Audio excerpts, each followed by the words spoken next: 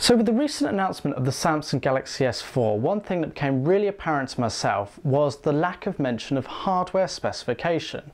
Now that's not to say that Samsung completely ignored the hardware. No, they mentioned some of the key specification, but they didn't make a big play of it. What they focused on was the software, the bits that are going to really make a difference in the way that you interact with the mobile device on a daily basis. And we're starting to see that more from other manufacturers. Take the Sony Xperia Z. Yes, it has a very good specification. Yes, Sony have marketed some of the key specs, but what they've also talked about is the software features, the bit that you are going to be interacting with on a daily basis, the bit that you're going to know and come to either love or hate.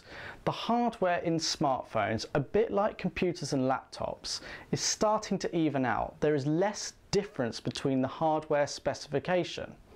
Now we may have quad-core processors, dual-core processors, or even single-core processors still.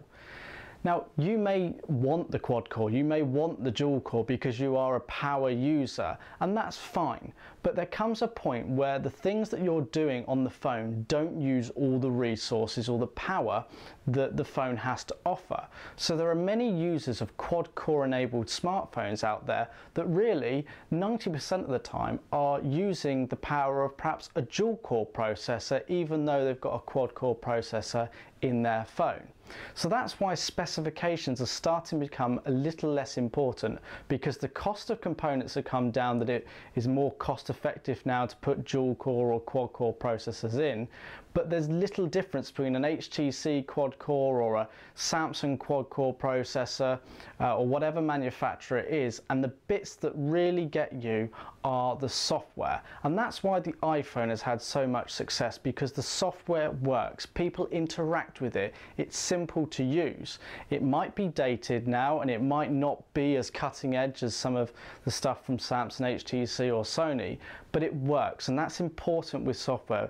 And in our day-to-day lives, unless you're a techie who's looking for problems, you want something that just works and does the job from it. So I think over the coming months and years we're going to see even more heavy focus on the software, and probably in 18 months to a year's time there will be no talk of the specification in the big press announcement. Of course the underlying hardware spec is still going to exist, but there'll be even less focus by even more manufacturers, and all they'll be differentiating their products with other manufacturers is through the software. You know, they'll say we have this rather than this kind of thing to make that comparison to you. And I think that's just a sign of the times and how it's developing. So I'd be interested to hear your thoughts on whether you think software is the big future for smartphones, or whether they do indeed need to put more reliance on the actual hardware specifications such as the battery and the internal memory. So let me know your thoughts in the comments below, or if you're feeling brave, leave a video response.